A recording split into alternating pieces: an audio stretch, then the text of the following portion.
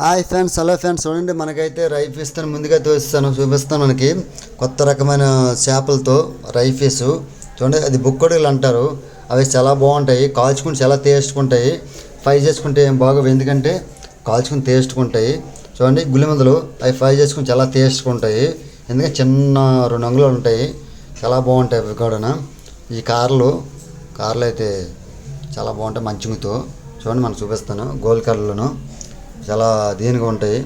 అలాగే ఫ్రెండ్స్, మన వీడియో మనం చూడుతూనే ఉండండి, ఎందుకంటే చాలా బాగుంటుంది. ప్రతి రకమైన చేపలతో చూపిస్తాను మీకు, ఎందుకంటే.